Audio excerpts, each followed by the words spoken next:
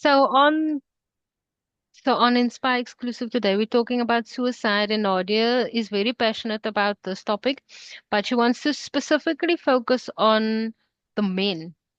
So Nadia, can you explain to our listeners like why you want to focus on the men, and then we can get into the crux of the matter.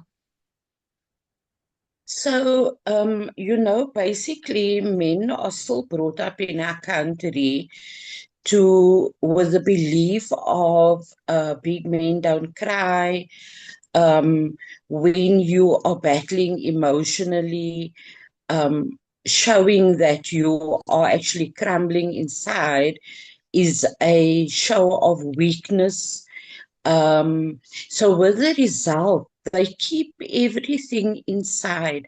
Men are still brought up in this era to believe that they must be the sole providers or the sole breadwinners, um, and that is not always a shared platform with their partner.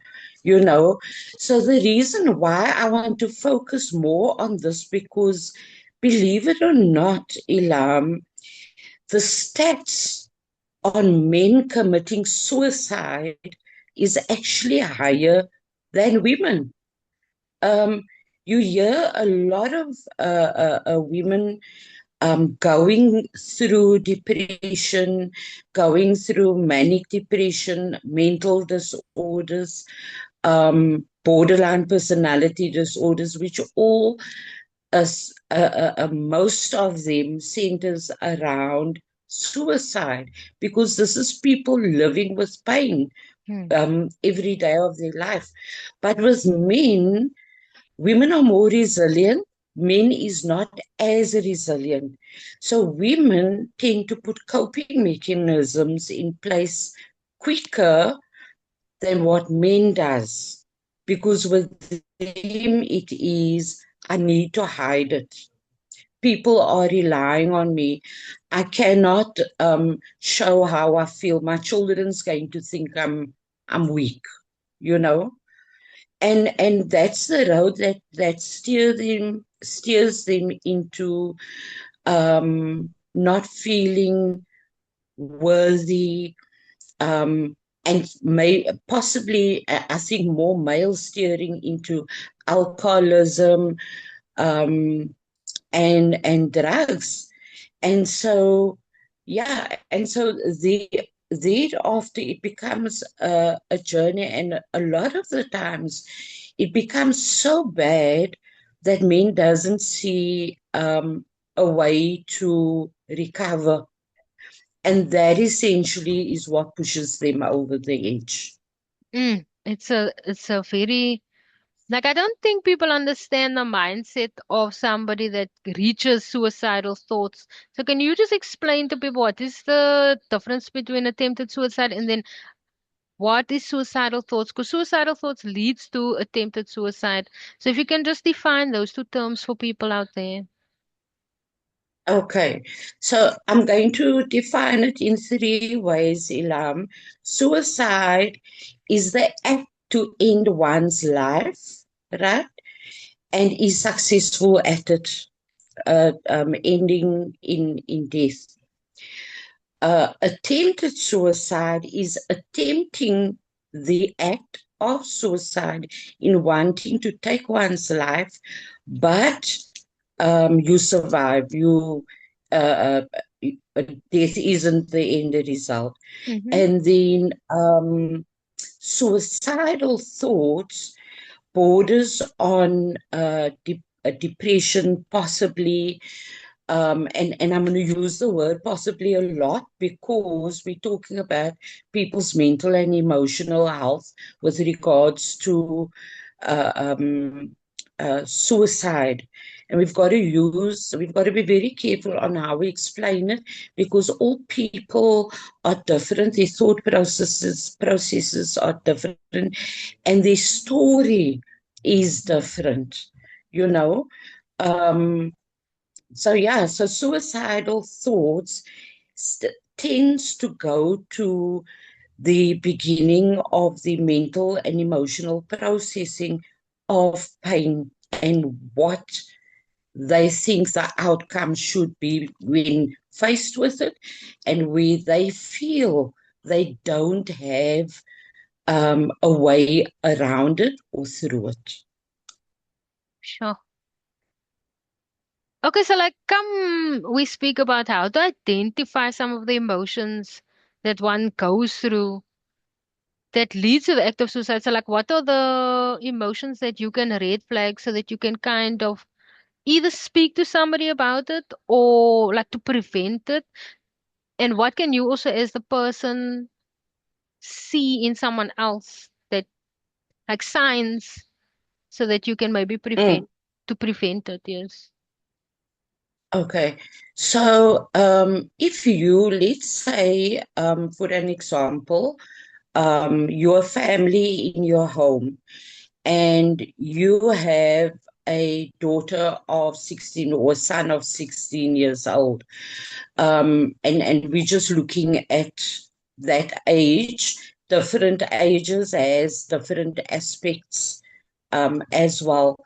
So if we look at that age group, you will notice certain things like sleeping patterns might change. So they just want to sleep a lot, like literally day in and day out. Oftentimes for adults as well, they don't want to clean themselves. They want to sleep. They want to get up and go and sleep. Their eating patterns may change from overeating to not eating at all. Um, and little things will come up, like if there's an argument possibly between the parent and the child might answer in a way of, um, oh, you know what, if I die tomorrow, you won't miss me. Or it's okay, this is why I don't want to be in this life anymore. Um, you think badly of me all the time. You're always blaming me. So everything that comes out, or everything the child will say, might be, and like uh like over to a parent, it will look over dramatized. But to that child, the overwhelming emotions is so bad that they don't know how to explain it. They don't know how to cope with it. They don't know how to ask for help. And all senses are super heightened as well.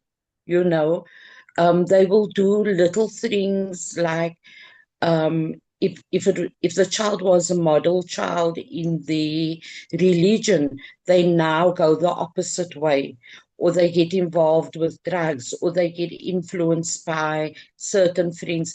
So there is a number of things, but generally, for whether it's an adult or any other age group, most times they would be the opposite of who they normally are.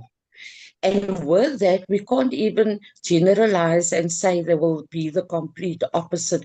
It's just added things where you can notice it, and you wonder, parents tend to wonder, um, why is this child doing this? Or they say, no, this child is just naughty. Um, they want to they want to be another statistic in where they come from. That's why they're on drugs. So, in essence, Ilam, what the child is going through, or what the adult is going through, is the end result of something that started a long time ago. Mm. And now they've gone through it, they've kept it in, they've bottled it in. They don't know that it can affect them from a mental aspect, or that it can form a mental disorder, and they go on this way. And it's just the slow journey to destruction. And in a way, it is self destruction. The interrelated family and friends will notice immediately. They they must notice the signs, and not sweep it under the mat. Um, Uni, I really were. Do you know what I'm saying? Mm, mm, mm. So, Okay, so how do you yeah, start that conversation? So how do I talk about suicidal thoughts without feeling judged? okay. So, first of all, you need to acknowledge what you're going through. If you are overwhelmed emotionally, you can pinpoint what is upsetting you. Let's say there is one thing that's upsetting you. Is it something I can change? Is it something I can learn, or is it something that I can grow from? Mm, However, on the flip side of it, um, if we have something harmful to our bodies, we go to a mm. doctor for help. Yes, The Nadia. same should apply here. The exact same should apply here. If I cannot deal with what's happening inside of me, I don't know how to reach out for help, then what can I do to take accountability of that? And the accountable thing to do and the responsible thing to do for yourself, as well as for the people who care about you. Not that you're doing it for them, but you do have interrelations, right? So, interpersonal relationships. Um, so there are toll-free lines that you can contact. There is places like SADAG, where you can get in touch with people. And there are counselors. There is so much help out there. If, and this happens a lot, if for any reason you feel like I am going to commit suicide now. I cannot take it anymore. I don't want this life anymore. Then you need to go to emergency immediately. If you don't know how to move forward and you're feeling, oftentimes you'll hear people that are suicidal, they use terms like, I feel stuck. Mm, Nobody sees me. Um, I feel like I'm invisible. I'm worthless. You know, when you're feeling those type of emotions, it's a red flag.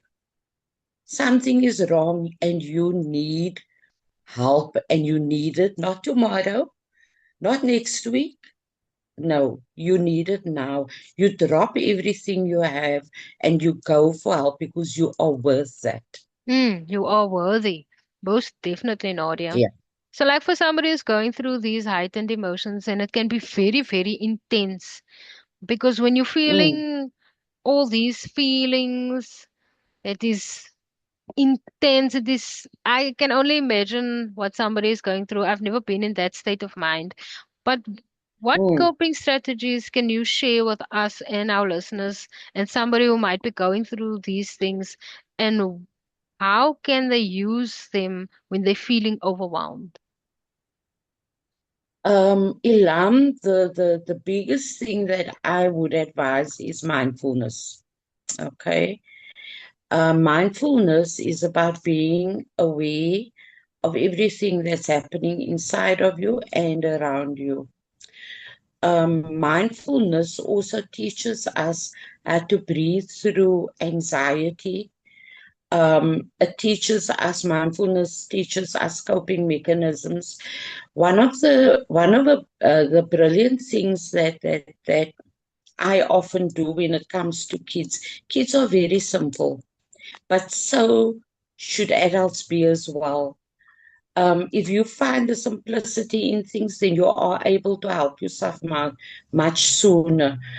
So one of the things that I like is bringing your five senses. If you're panicking or you're having a attack and this is possibly the one disorder that leads you to suicidal thoughts, do the five finger count. What do I smell? What can I touch? What am I hearing? And just that will bring you back to focus.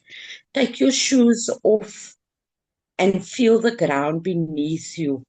That is grounding. So, all of these things people can actually just go to Google and search for mindful techniques, Mindful right? technique. Mindful techniques. You can use mindful techniques, breathing techniques, Mm-hmm. which works wonders. Breathing techniques works wonders. There is different types of breathing techniques that assist you with different things. So, especially like I said to you about anxiety, Mm-hmm. deep breath, deep breath in, hold to the count of five, and you got to blow it out. That must come from your tummy. Mm. And sooner or later, once you start doing that, you start feeling your shoulders will start feeling more relaxed. Your problem doesn't go away. Okay, it just puts you in a better frame of mind to work through your problem or to work through what you are aware of in that moment. Don't worry about what you felt 10 minutes ago. You can't predict the future, but you can be in the moment. Yes, And that Nadia. is what mindfulness is about. It's about coping in the moment.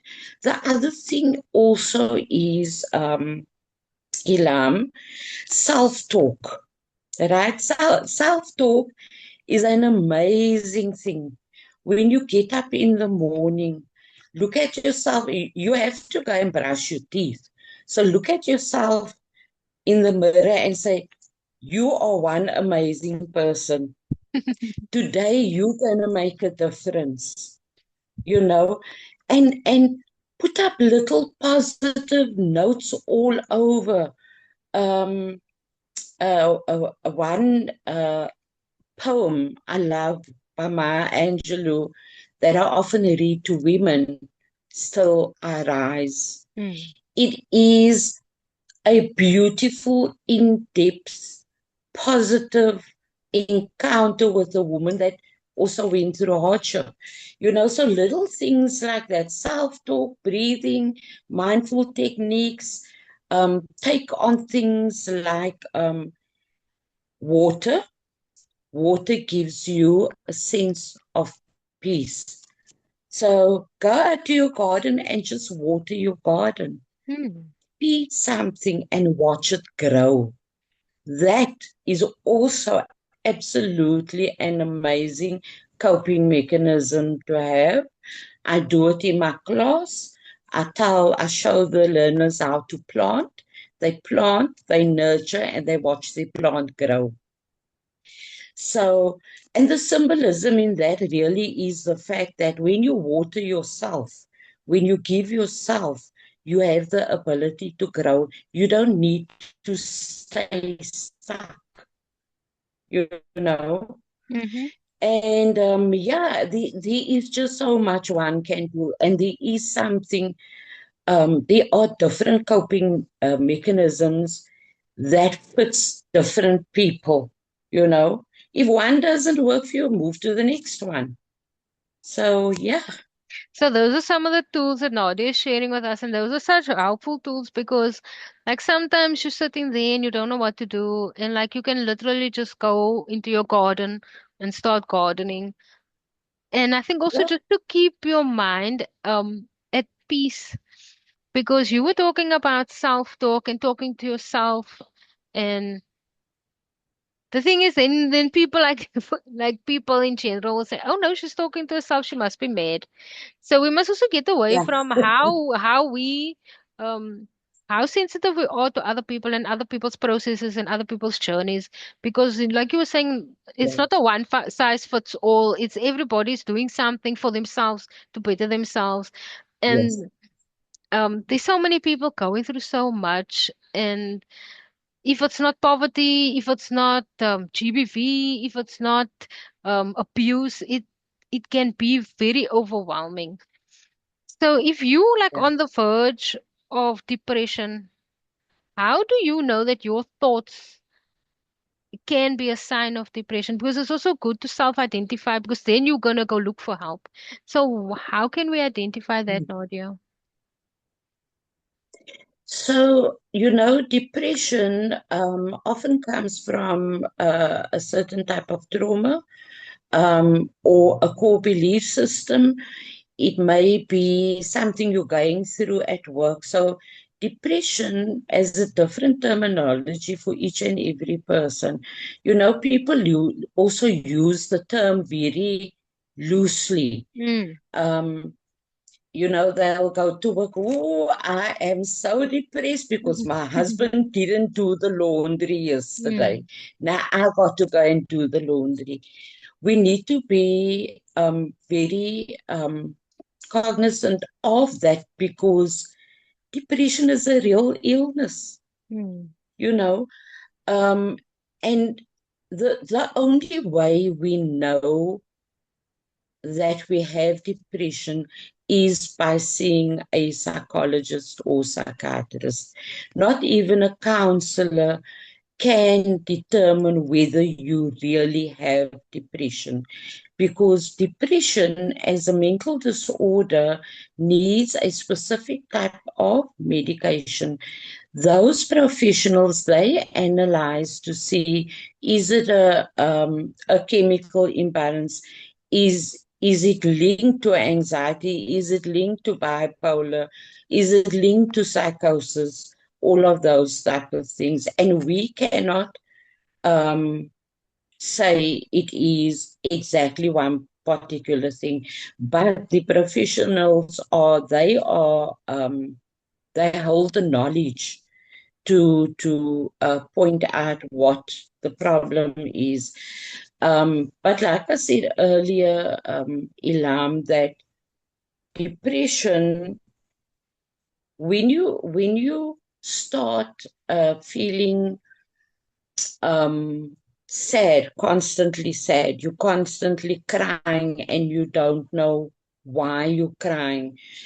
Somebody says something to you and um, you feel insulted, and it can be something really, really minor. You feel insulted. Your anger makes you explode just based on someone by saying something to you, Mm-hmm. and you take it as an insult where the person may not have I've meant meant to it. offend you. Yes. So again, the heightened Emotions. sensitivity, yes, and the direct difference between who you were 5 years ago to who you are now. Mm-hmm. Also, you need to watch if something has happened to you in that 5 years. So, if 5 years ago, if you were somebody different, where you were naughty and fun, and you were, you didn't take things seriously, etc. And now 5 years later, all you see is darkness. It's coming from somewhere. Mm. You know, one doesn't just feel darkness or sadness without it coming from somewhere. And Mm. if you feel you cannot investigate it or you do not have a name for it, Google doesn't tell you everything you need to know. Mm. Um, and I want to stress this, Ilam, that people must go to a professional. Mm. Even if you contact one of the toll-free numbers, they still cannot tell you exactly that it's depression, or if it's depression with psychosis or linked to anything else. That doctor needs to see you.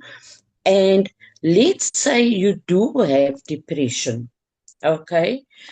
But you also have bipolar.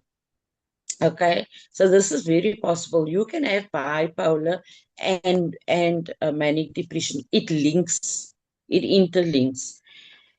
your medication that you get when starting off might not um, might not take away everything. That is, your medication has to be given in the right cocktail, so to say. And that is based on visits to regular visits to a psychiatrist and psychologist. Mm. And sometimes we, especially in our communities, Elam, nee, ek as my eie doctor, I'll give myself 10 Myprodol and Oh we are own yeah. worst enemy. In terms of that. We Nori, we only have will 10 minutes totally, left.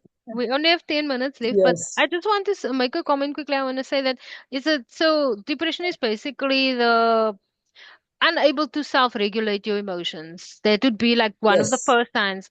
And then I just yeah. want to also ask you, is there a way to like not reverse it, but can you come out of a depression to prevent a Yes, you suicide? can. You can. It may not ever go away because it is a mental disorder, but you can regulate. So, one of the biggest attributes is Mm-hmm. mindfulness. Once you know what it is, if you and your doctor work on these are the signs. Once you know what your red flags are, and once you have, through mindfulness, discovered how to recognize it and how to cope with it, it makes the path easier. It doesn't mean, I've known people that has been 10 years, 15 years free of self-harm and suicide attempts. Mm. It doesn't mean they still on medication, they still have depression, they still have anxiety. Remember something, medication is for a body. The rest of it is not, no medication can help. You know, Environmental. that is, yeah, that is up to you. You are the one that needs to help yourself. Hmm. And just lastly, I think these are the two most important points. Why are men more prone to commit suicide than women? And then, how can they also build a support structure once you identify that problem? Okay, so I think I mentioned earlier that Mm. men has a higher death toll than women has, um, and it's based on their core belief system. All of us has a core belief system that we are born into. Religion, um, and every other aspect we are as human beings. Mm. And because men are brought up to believe that they they are weak if they discuss their emotions, and especially around the myths of suicide as well.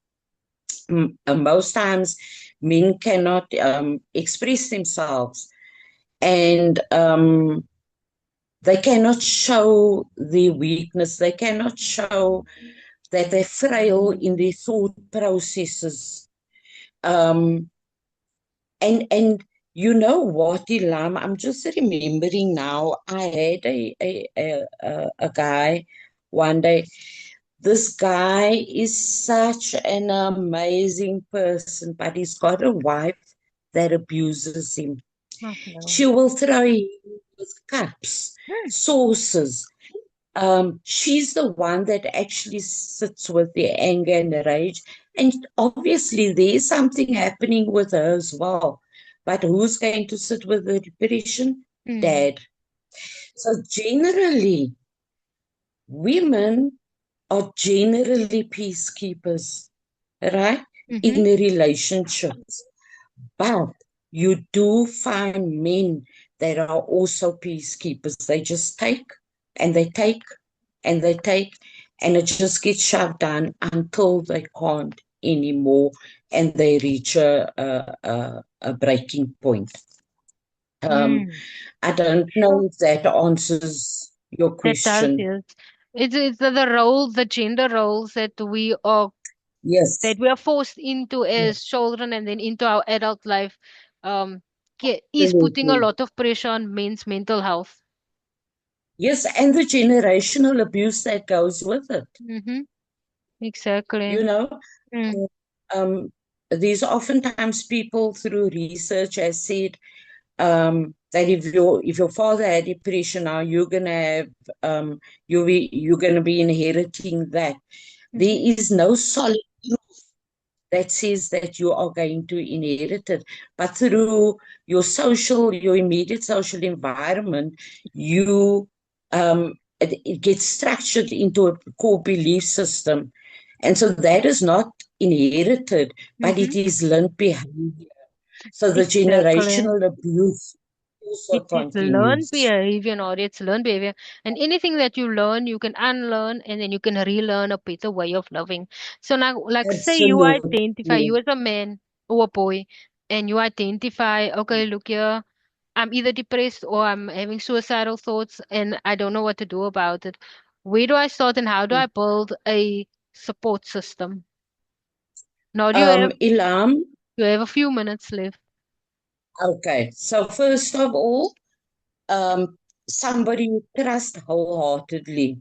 Yes. Okay, let them be your go-to person. Ask them, tell them what you need from them, but they mustn't be an enabler. Okay.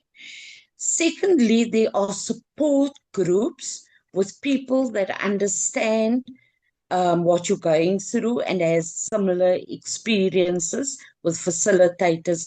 Join a support group, they will carry you through Mm-hmm. because not everybody understands it. Then there are the immediate numbers, SADC, toll-free numbers that you can contact, or you can go to an emergency unit immediately and say that I want to commit suicide now. I don't know what to do, you know. Mm-hmm. So, off the top of my head, those are the five things that you can do immediately. The best one is a support group. I was also thinking about support group because that would be the best long-term solution that you always have That's somebody that you have access to that you can speak to about whatever you're yes, feeling. Because I think that's also the problem yes, is isolation. Like you don't have access to somebody who actually cares about you. So you feel isolated and that is where the thoughts start. So that would also be a red flag is isolation.